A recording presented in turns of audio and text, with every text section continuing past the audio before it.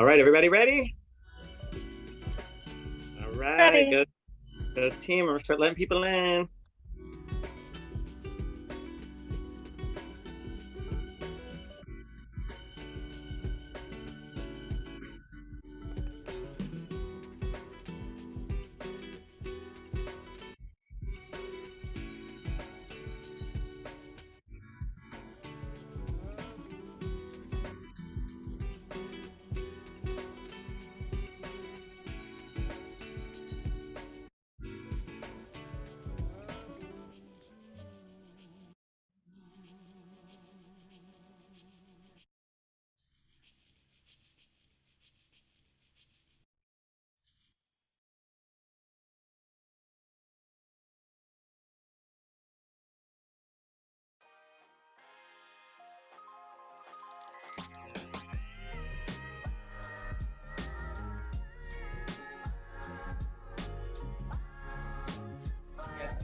Are we on? Wait.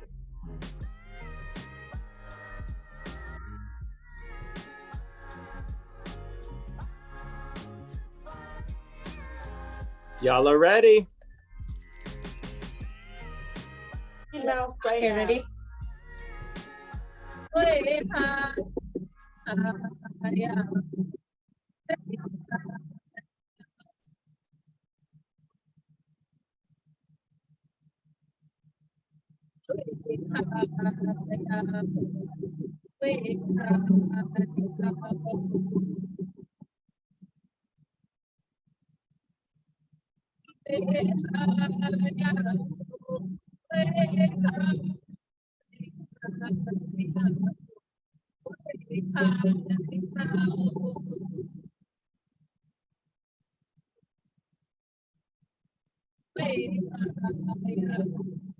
Wait,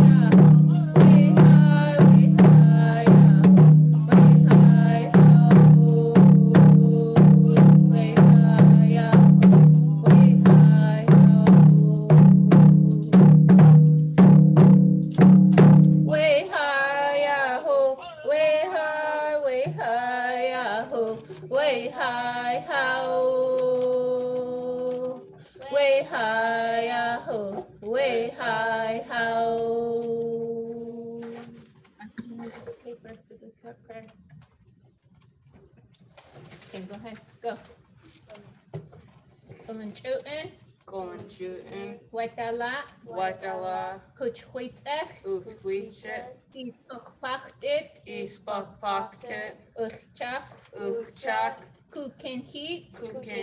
Hishchkotit. Chakchas. Isechkolkoiltit.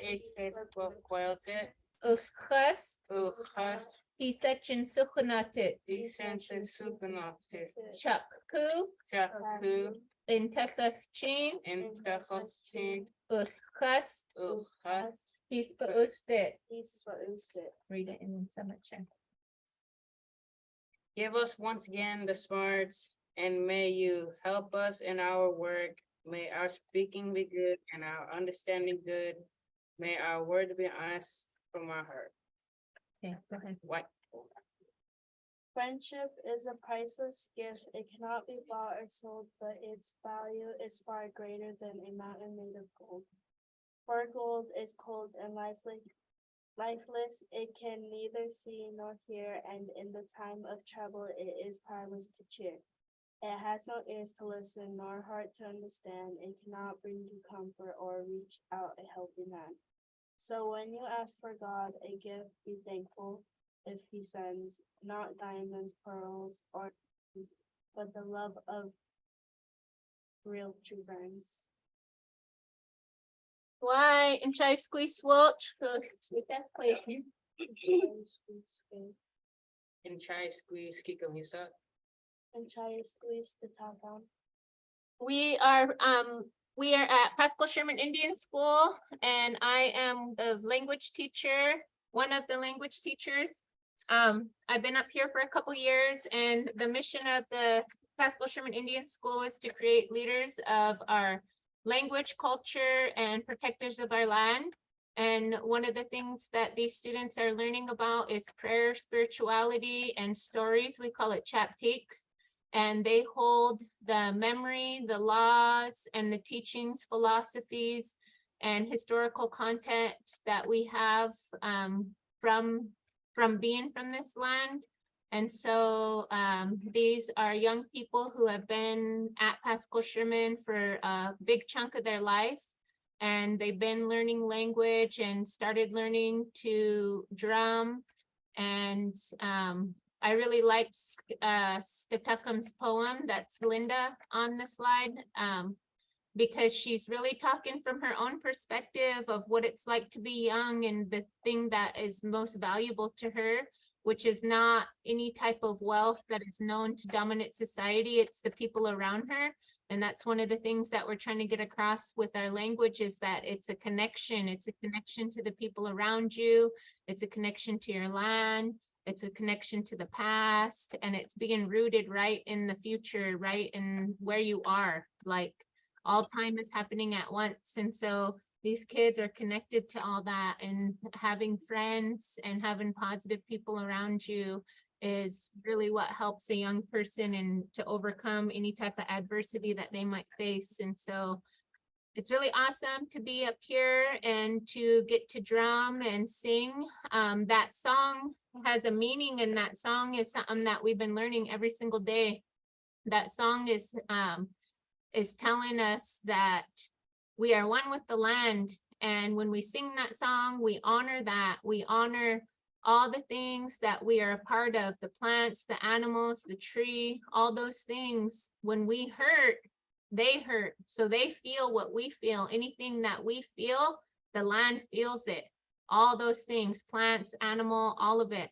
And so when we sing that song, we're honoring and respecting that. And so we would like to thank you for having us on, and Liam left.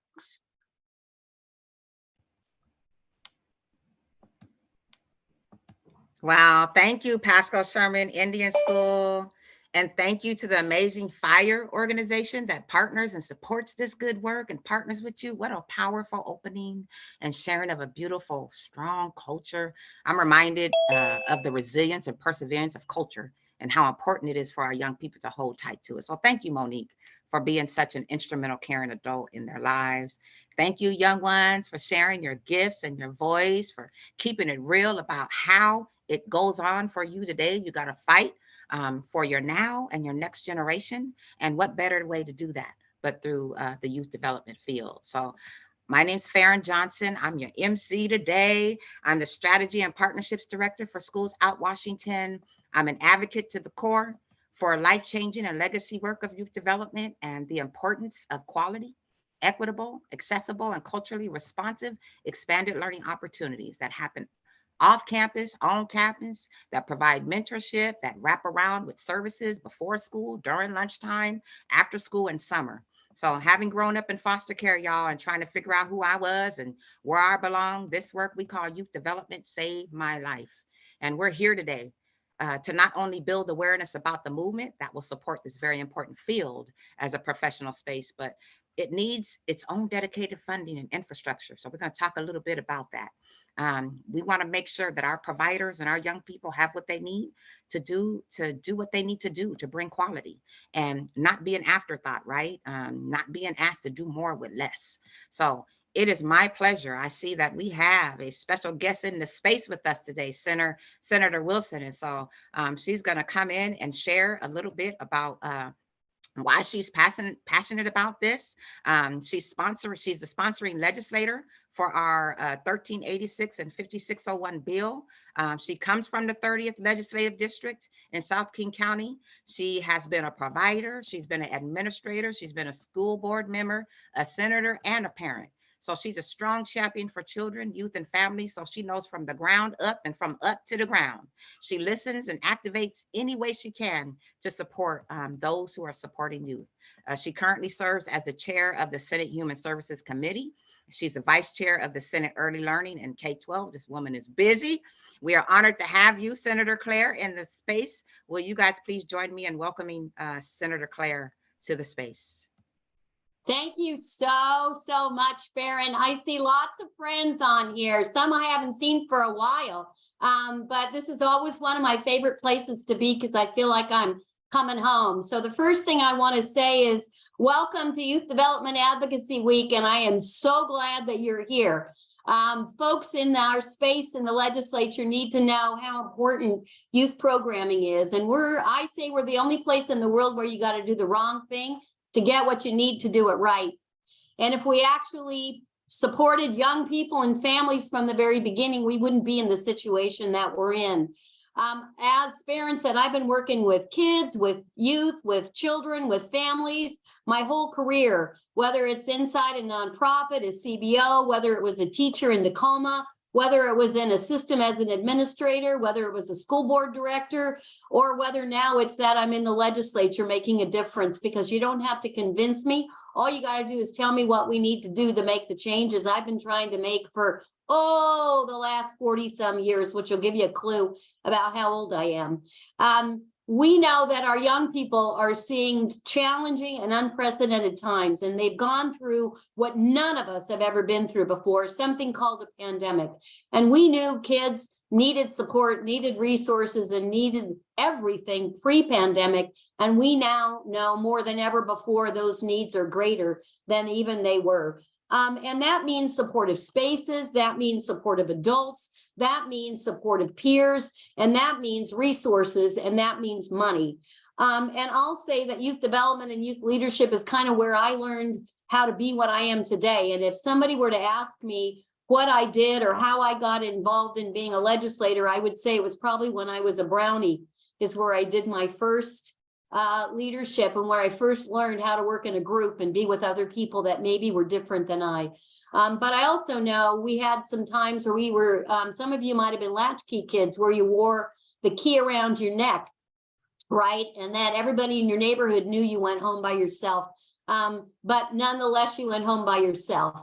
Well, we now know we've got hundreds of thousands of young people that need to have support, and that they're going home to potentially to an empty house, but they're also going places where they're finding themselves impacted and having to make decisions that may be putting them on the wrong track rather than the right track.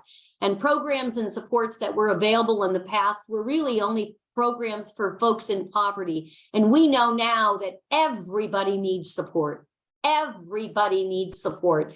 Families need support. Children need support. Elders need support. We need our communities to come together and wrap ourselves around each other and provide that support that we're used to when we were growing up, but doesn't look the same and doesn't exist like it used to.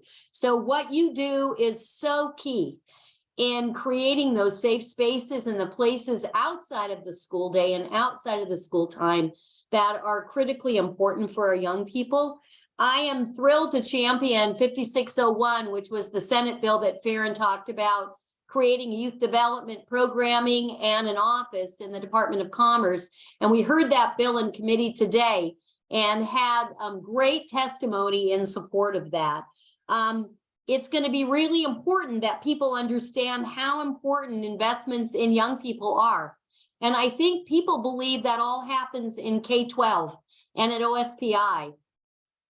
And the money at OSPI is really, as you well know, focused on academics and our basic, basic ed entitlement, not around wraparound services and supports that our young people need, which is why I think the youth development in our Committee on Human Services is so important as we look at prevention and we look at providing supports to all kids before they ever get into trouble. So what I would say is now more than ever before, make your voice be heard. You don't need to know diddly about the legislation. What you do need to do is talk about, if you're a young person, what support means to you and why it's important. And as someone who's providing support, you don't need to know about the bill, but you can talk about the work you do with young people every single day and how you're able to provide resources and supports, services, connections, mentorship, whatever that they may not get elsewhere that is critically important right now. And why the state of Washington needs to be a partner in this work.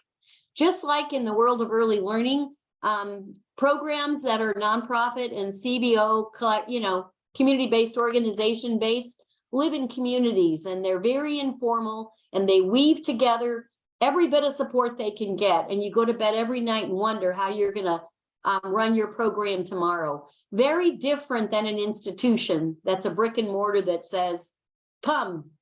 And if you don't come, they said, well, we invited, but they didn't show up. What you do best is you meet the needs of the young people in your communities based on who your community is.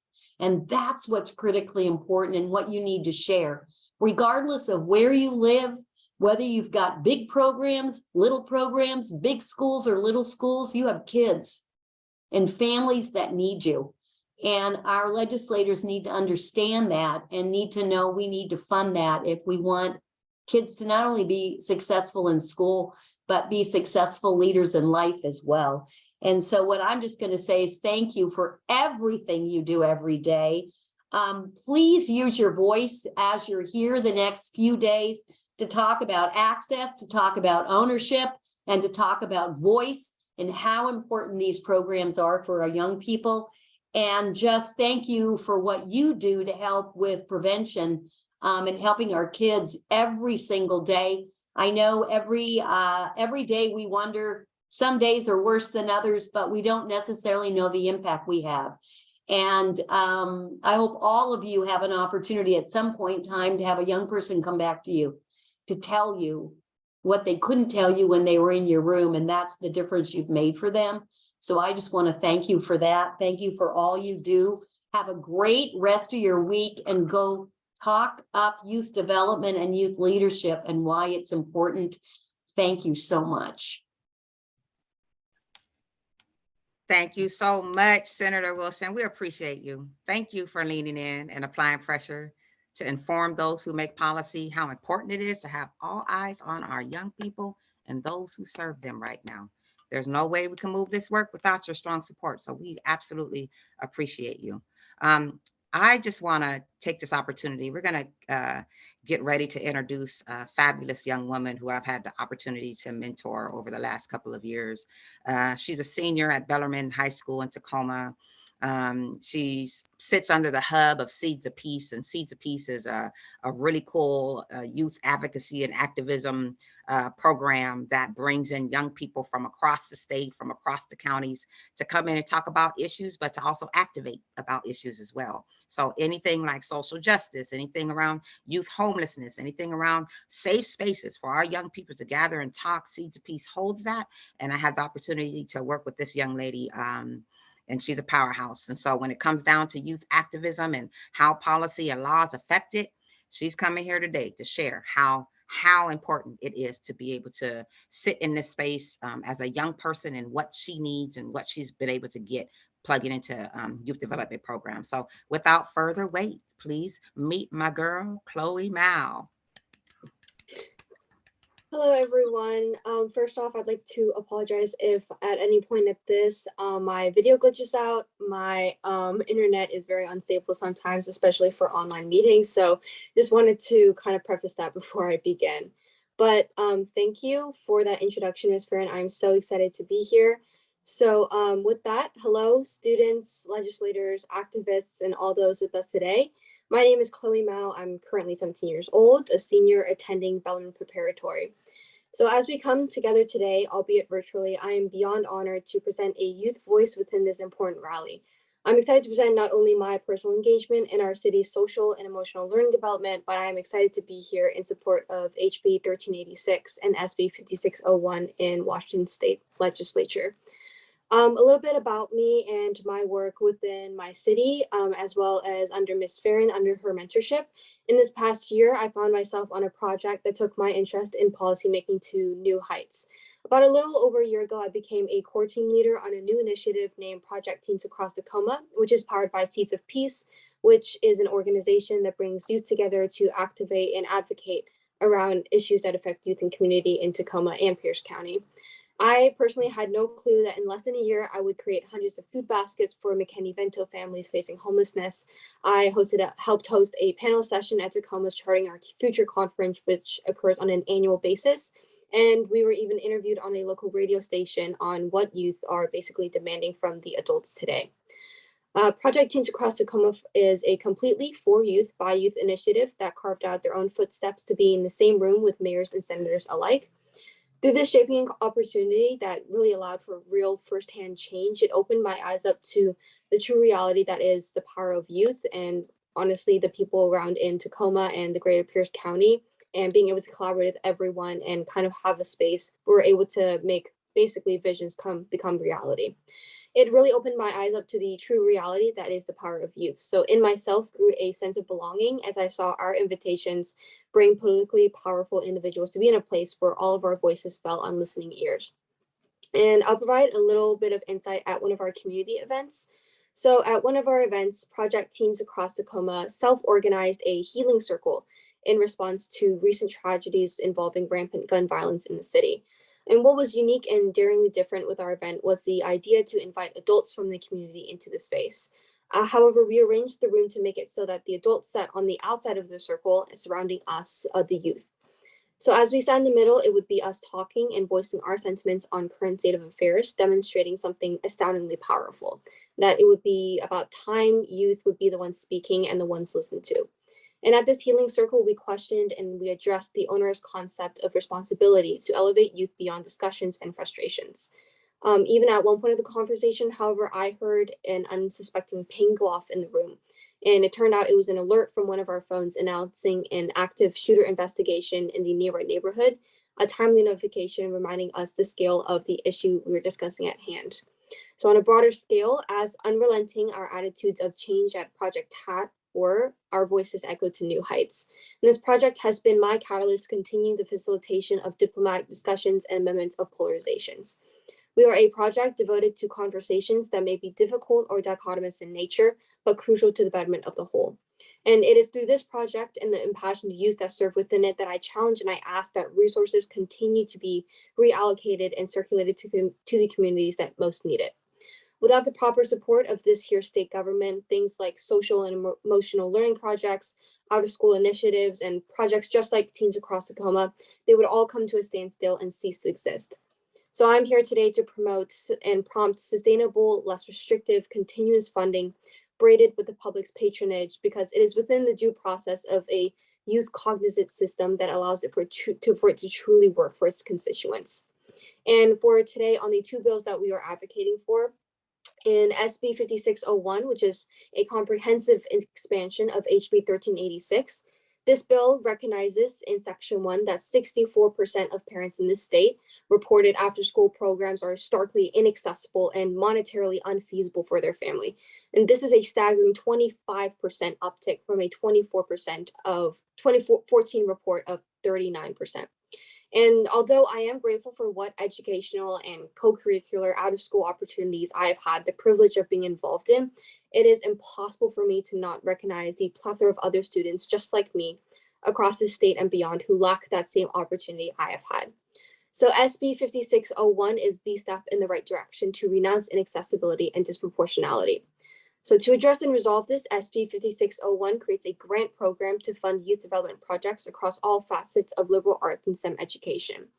SB 5601 plans to facilitate and maintain a resource hub to provide statewide grant funding through intermediate work that support, not run, programs outlining an infrastructure that this state needs in order to support said programs. SB 5601 highlights its objective to also work in collaboration with relevant state agencies, those with lived experiences, and the youth directly, which is another step in the right direction. If youth remain absent in the community room, it will become ever more difficult to proudly say that this state's youth development work is on its right path. The energy the youth generation has contributing our skills in the classroom, outside of it, providing our services either through the workforce or through legislative action, dedicating ourselves to small grassroots organizations, or even addressing a room full of officials at the highest branches of government. This is how we achieve new heights every day. So I hope that with this panel of policy providers and civically impassioned individuals, that capacity building is driven towards a better connection to youth voice by confirming it a place within state structure. So thank you so much for having me today. And I hope that we're able to have some really good new developments for the youth in our city. Thank you, Chloe. Finger snaps. You know I adore you, right? And I just want everybody to know I'm going to hire her one of these days. So don't be trying to steal her from me. I'm just, I'm just saying. This rally, y'all, is brought to you by a collaborative of youth development advocates and organizations called the Youth Development Strategy Table. If you have not heard of us, we are YDST. And the Youth Development Strategy Table is a coalition, if you will, a collaboration of over 150 participants throughout the state. This includes providers, public agencies, funders, and other stakeholders working to increase access to child and youth-centered, culturally responsive youth development programming in their communities. So has an emphasis on Black, Indigenous, youth of color, and those who have been historically marginalized and furthest removed from opportunity. This coalition met, y'all, with over 100 providers, 200 youth, to ask them about their needs and their priorities, and will ensure impact in sector and field of youth development. They provided the recommendations. So I saw in the chat, someone was asking, what are the bills again? The bills are House Bill 1386, Senate Bill 5607. This team are the ones who came up with these recommendations, and they were able to get voice, not just from providers and from the field, but from young people as well. Before I introduce our next amazing person, Mr. David Beard, I want to say thank you to our sponsors. For those of you who think that youth advocacy doesn't need to be funded, think again, we need support. So we can't do this work. We can't do things like this. We can't bring folks down to Olympia to help us advocate and talk a little bit about their experiences in this space without it. So thank you, SOA. Thank you, Foundation for Tacoma Students. Thank you, Communities and Schools. I see Miss Jeannie on here. Thank you, Arts Corp. Thank you, Mentor Washington, Boys and Girls Club, Miss Lua, APCC, Champions, Before and After School. We just appreciate y'all. We appreciate the support that you give us, and we will continue to keep this work moving and going. So without further ado, I'm going to introduce Mr. David Beard. I've had the pleasure of working with him for many years, but I've never been in space with him like this. And so I'm learning so much from him. This human knows policy and advocacy, okay? So he's going to talk a little bit about kind of the priorities, what we're working on, what we're hoping to accomplish, and what's happening right now in session. And so without further ado, take it away, David. Thank you, Farron, and it's such a blessing and joy to get to work with you. As you'll notice, I'm on my phone because my internet decided to go down like 10 minutes before the rally. But before I go, I actually have another special guest to introduce to you today. We have with us Representative Alicia Rule, who hails from the 42nd District, way up on the border. She is a social worker, a business owner, a mom, and really gets the role that youth development plays, not only in a child's life, but in a parent's life. We're so excited to have her here today. She's on the committee, the House Human Services Youth and Early Learning Committee, and she's champion of House Bill 1386, which we'll talk about soon. Happy to present to you Representative Alicia Rule. Oh, hello. Thank you so much, David. And thank you, Farron. And thank you all for being here. It's so good to be in this space with you. Yes, I am very proud to sponsor this bill because I know how directly it impacts your lives. I think that one of the very best things we can do is invest in our youth. And when we do that, we know, and I'm a social worker, and I've been working with children and youth and families for over 20 years. And one of the things we know, we have clear data, clear outcomes. When we invest in youth, they thrive. So this to me is really not only an appropriate ask, but it's a prioritized ask for focused funding to ensure that all kids have access to enriching activities, to a place where they feel like they belong, and a place where they can explore new parts about themselves and new learning opportunities and new hobbies and new interests. That's what wealthy kids get to do all the time. It's time for us to provide access so that every kid has the opportunity to explore and to learn and to be enriched and to be in good community. So I am just really proud to be able to sponsor what you all have done the work on. You're amazing. And I feel really lucky to be able to work with you. The way that you organize, the way you advocate for yourselves now, really just run circles around what we figured out how to do when I was your age. So I'm proud of you. I'm proud to be in support of you. And I can't wait to see all the things we can do together. There are some things that I want to be sure that you all know you can do in order to support this bill in the work that you're doing to make sure it gets across to the finish line. This is a long, complicated process, and we are already well into it. We had a hearing in our committee, and it passed out of that committee with bipartisan support. That's a big deal because it makes it a strong bill down the line. We next will see that the bill needs to advance through all the different stages. And when that happens, I think, one of the things you can do is to continue to bring those emails in, telling personal stories and making sure that amongst all the things that these decision makers in the legislature are getting thrown at them, they hear your stories, the ones that you just shared, the ones that are real life, day to day, in a life that is really different, that you're having to endure, that some of my colleagues have never lived, and they do not have a front row seat, but you do. So telling those stories and encouraging them to prioritize this bill and this movement is really, really important, and I encourage you to keep doing that. So I hope you'll stay in touch with me. I also want to take the opportunity to thank all of the partners who are working so hard to continue the work post-pandemic. Sometimes I would even say regularly, I have to pinch myself and say, did that really happen? I don't know if you've experienced that as well, but it's almost hard to comprehend what we have all experienced through this pandemic period and now post-pandemic period. But one thing we know is that on the national data, we see that adults really, their mental health and their functioning very quickly, for the most part, got better post-pandemic. There were some vulnerable adults who really did suffer as we came out of those really acute periods, but overall, it was nothing like what it did to youth. And you all know that because you're living it. But we saw that, youth are still struggling. They were struggling prior to the pandemic. And you all are still struggling at a level that adults need to understand is really different than adults are struggling with. So I just want to thank all the partners who, through all of these ups and downs, have remembered to keep you as youth in front and center in the conversation, and you prioritize. It takes many of us to do this work together. And I'm thrilled to have good partnership with you and with all those adult partners to be able to continue to keep this a focus. So I really just want to invite you today to continue to stay in touch with me as this bill moves forward. If every step of the way, I really will need your help to get it across. There's competing interests because we have to govern the whole state. And I have committed to being a voice for children and youth, and I need your help. So please do stay in touch with me. I'm going to put my email in the chat.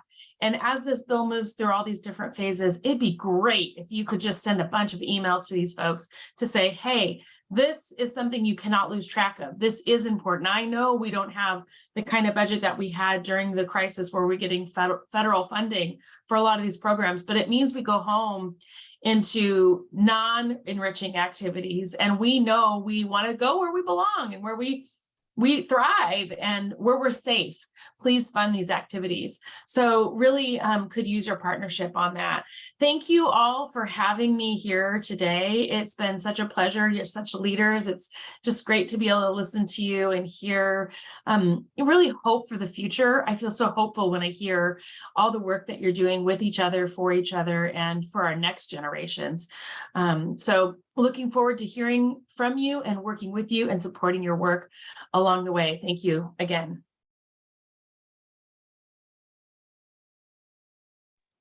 Well, thank you, Representative Roll. We're excited to have you as a champion and excited to have your partnership, both for folks in Whatcom County and our providers up there and for all around the state.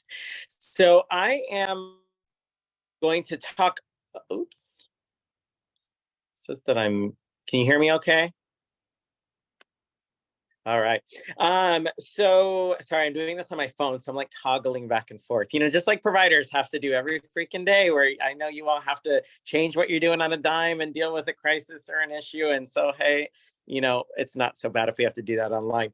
So just a reminder, when we talk about youth development, it's the umbrella of expanded learning after school and summer. It's mentoring. It's those school-based wraparound programs. All of us, big, large, small organizations all over the state, in and out of school, as Farron was saying earlier.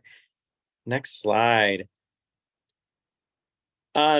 This map kind of represents programs that we have in the Elevate Washington database. If you're not familiar with Elevate Washington, you can go to elevatewashington.org and you can find programs all over the state. And by the way, if you don't see your program on there, you should get it on there.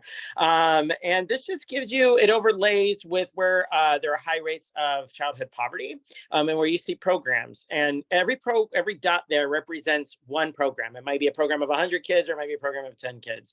But it still does a good job of showing you where there is a mass and not a mass. And even where you see a mass of programs, we're still not meeting all the need because there's a lot of kids where those masses are, right?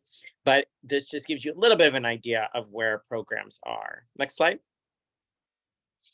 So we know that there are challenges with equitable access to youth development programs, and some of it is based on race. You're more likely to have a youth development program if you're white. And if you are of higher income. We also know that our rural areas struggle with being able to have programs and keep them funded and going. There's much more limited public and private resources there. And we know that we need to do better. And part of what the purpose of these bills this year is to do better and provide more opportunities to our youth and help strengthen existing providers. Next slide. So public funding for youth development in Washington, there is some public funding. There's a little bit of federal money, like 21st Century Community Learning Centers, for example. And there's a little bit of mentoring money in the state budget, which is amazing. But, there really isn't much. And we need some more stability in our sector to be able to make sure that we're there to support youth, to make sure that we can provide living wage jobs to these staff that are working with kids, that we actually have funding to also pay kids for their time when they are working on things. And all of this, it just needs to happen. There's just not enough. And we believe that there needs to be a more formal state share of the funding. We're not asking a state to fully pick up the cost, but there needs to be a substantial state share of funding to help these programs run. So at the end of the day, we're helping kids, but we're also helping our school systems. We're also helping child welfare and juvenile justice systems as well by having strong youth development sector. Next slide. There's national growing momentum. Alaska, also bipartisan momentum. Alaska, Republican-controlled legislature and governor passed cannabis funding for after school and summer. Republican Governor Arnold Schwarzenegger, who would be governor in the 2000s, passed over almost $1 billion in out-of-school time funding in California. New York has added a bunch. In Vermont, the Republican governor there is calling for after school for all, and they're developing plans for that. Washington is starting to fall behind, and we want to be a leader. Next slide. So, and as Farron was saying at the beginning of the call, this was all based on the Youth Development Work Group, which happened last year. Some of you may have participated. There were some key people that helped develop the recommendations, along with just over 200 providers and almost 300 youth that weighed in through focus groups and surveys to help basically come out with a report that said we need funding and we need a small but critical infrastructure in state government to help be a place where we can go for support, where we can help knock down barriers at the state level, help us work with other state agencies that have purview over our field, and have some role in running grant programs. And so that's what led us to the bills. Next slide. So the recommendations that came out of that led to House Bill 1386 and Senate Bill 5601. So House Bill 1386, it creates a grant program, youth development grant program, and it has been heard in committee. It actually has a vote in committee tomorrow. And that is really to support youth development broadly. Check out that bill, and we'll have some links that I'll send that we'll have here, but also I'll send in the follow-up so you can read more about that. Senate Bill 5601, and Representative Rule has that House bill. The Senate bill is Senator Claire Wilson's bill, and that bill has that grant program, but also has the infrastructure that we really need, and it's hard to talk about and get jazzed about infrastructure, but if we don't have that, there's no nexus point in state government for us to go to. There's no one looking out for us. There's no way to elevate the work that we're doing, and that's really important. And of course, money to programs being of most importance, but we need this infrastructure. And so we're hoping that 5601 and 1386 can come together. You can see what we're asking for, $50 million. I'll be honest with you, we're getting a lot of pushback on that number. And we're trying to come up with a number that will be feasible to make it out so that we can at least have a strong start to this effort. But we ain't giving up yet. And we are going to try and get as much funding to support this work as we possibly can, but we cannot do that without you all. Next slide. Actually, you can go back a slide. Before we go, if Doria can help me out here, there's a couple of links I want to put in there. The first one is legislative priorities. And this way you can read a little more about what we're talking about. I don't think there's a hyperlink to the bill in there, which is my fault. So I'll make sure to get those hyperlinks out to you. If you are on the Youth Development Strategy Table list, I send out emails every Friday with all of these links and all this information. I try and keep it as concise as I can, including actions you can take. So please, if you're not on the list, go to ydstrategy.org and get on the list. And I highlight in yellow what we need you to do. Those highlights are for you. Those are for your parents. Those are for your kids. Those are for anybody you know in the state of Washington that can let their legislators know how important this is. The second link is messaging. Now, we're going to share an action alert a little bit later. But if you want to know how we're kind of talking about it and a way to help frame it so legislators understand broadly what we're doing, there's another great guide in there that Doria is going to put in, or maybe already has, that kind of shows you how we're talking about it. So these two documents kind of work together as you have legislative meetings. Many of you have meetings this week or have had meetings. But we need to keep that going. So even if you don't have a meeting this week, if you're willing to meet with your legislator, and most of them are meeting virtually this year, which is fantastic. So you don't have to come to Olympia for most offices. I will set that up for you. I will work to make that happen. So send me an email at dbeard@schoolsoutwashington.org. And I will hook you up with the meeting with your legislators. And don't worry, you don't need to be a policy expert. You or your youth just need to be able to talk about your program, why it's important, and that you support this bill. That's it. All right. So next slide. We actually, our last legislator that we have today is Senator Judy Warnick, and she hails from the 13th Legislative District east of the mountains. It's like Kittitas County and a little bit of Okanagan and a couple of other counties. She is a big champion of 4-H, which you'll hear, and really a champion of bringing more youth development to our rural areas. So I think we will play a short video from her, and thank you, Senator Warnick.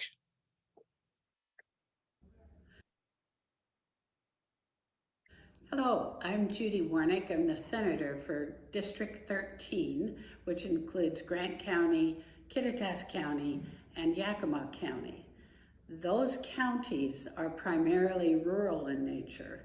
So my background, and even before I was elected, my background has been involved with 4-H and other youth activities in these small communities. 4-H has been important to myself, to my children, and now my grandchildren. But the development that youth find through 4-H programs is kind of all-encompassing. It's not just about raising an animal and selling that animal at the fair. You have to keep track of the expenses, you have to keep track of the breeding, you have to know about animal husbandry, how to take care of it. An animal needs to be fed twice a day, just as same as a youth needs to be fed more than once a day. So they learn the responsibility. But like I said, the newest program that I've been involved with since I left 4-H myself and my children left is called Know Your Government. And they are very active on an annual basis, figuring out what our government is all about. They come and visit with us. They study how bills are passed. This year, their their theme is Think Before You, and then they leave it open. Think before you speak, think before you text, think before you email, which is a very valuable lesson for our young people today. So who would have thought that a 4-H program that was started on farms would be involved in media and teaching people to be respectful of each other, teaching people to respect what they say, and how to learn to be part of the greater world, technology world. So that has been an issue, or a program that I have supported. I support Boys and Girls Clubs, anything to do with young people, and sports now. We're involved in watching our grandkids play sports. So you learn sportsmanship, you learn how to work together as a team. So all forms of youth development are very needed, especially in our rural areas. And how do we do that? We ask for volunteers. We work through the schools. And so after school programs are definitely needed, especially again in the rural areas. So glad to support the programs, and wish I could be there in person today, but just isn't gonna work. So thank you for allowing me to speak to you. All right. So she's taking me back, y'all, because I grew up in foster care. And we raised chickens, we raised rabbits, we raised squash and pumpkins and entered them into the Puyallup Fair. I remember having to go down, and my foster adopted mom was a master gardener with 4-H. And so I used to get mad because I used to have to pull the weeds, and I wanted to plant seeds. I didn't want to pull up weeds, but I realized how important that process is. So I appreciate the support that Senator Warnick is giving us to these bills. Thank you, David, for coming in and letting us know here's what's going on in the space and how we can support. I know we just gave you guys a lot, but let me share with you how to engage. For the young people and the providers that are doing the space, I want to put something in your ear because I'm getting ready to launch this as soon as we get off this rally. We're going to do a video campaign, okay? The prompt for the video is, what does youth development mean to me? We have a couple of youth from our Seeds of Peace crew that are I'm gonna tag them. They're gonna jump off of that. But if we tag you, or if you see these prompts showing up in video, would you guys join us in being able to help us create a movement so that we can make sure our legislators, our representatives, our senators are hearing us? I hear time and time again that voice is power. And here's an opportunity for us to be able to use our tech world in a way to get a message out about how important this sector. This is not just only a sector, it's a professional field. Just like educators in a school space, in the out of school time space, we educators too. It's just, we just show up different to it, right?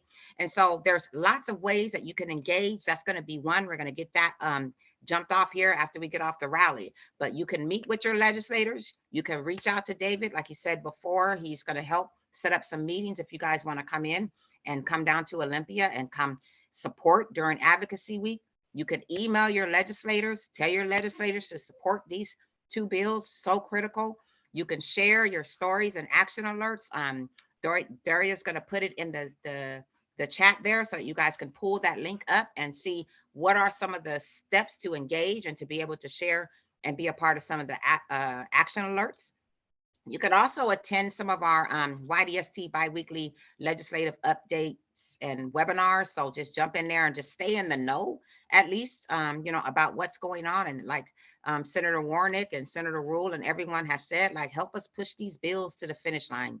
You know, lastly, but not least, like, get on the map. If you are a program or a provider, and we have parents looking for you right now, whether you're in rural, whether you're in the urban space, list your program on Elevate Washington. One of the really cool things about being able to, if we can pass this bill to get some infrastructure, is data, right? We can share all the stories we want right now, you know, but funders have language to data.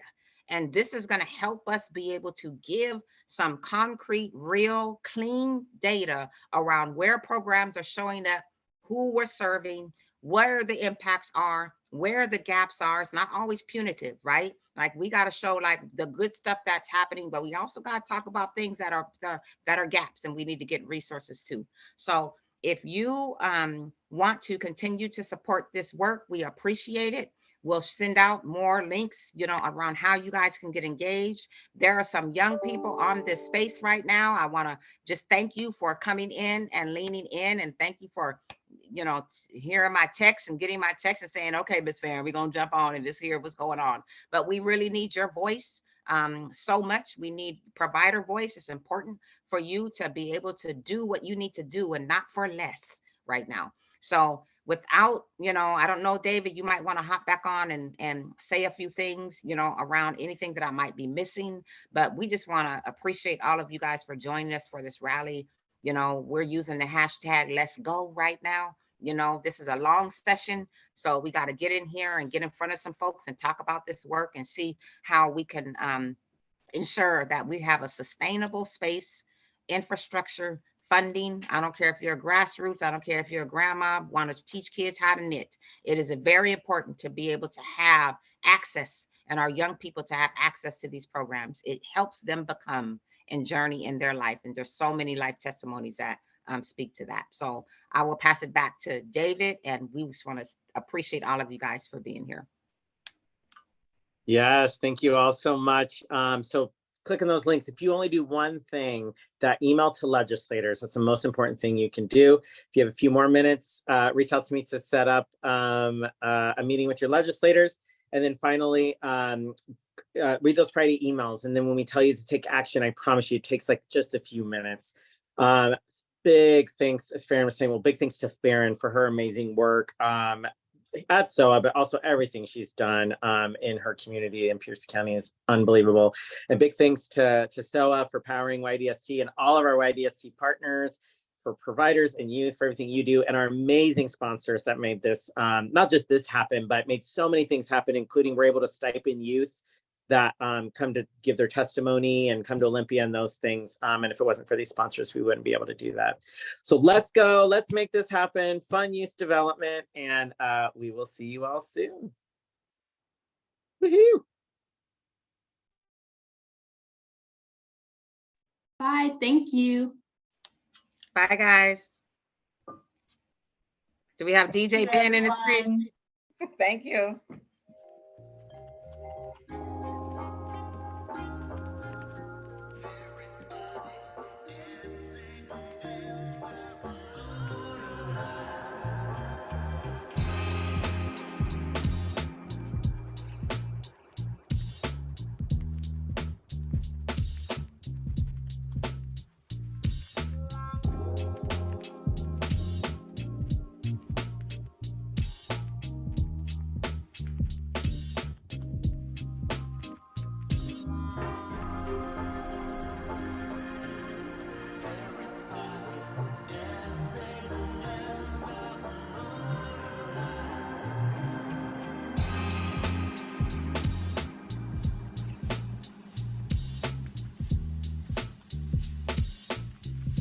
Okay, I think it's just us now.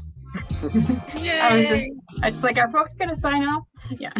I literally picked people off. I just put remove. Oh, you did. I think some people just put it on like, in the background and walk away. But anyway, hey, great job.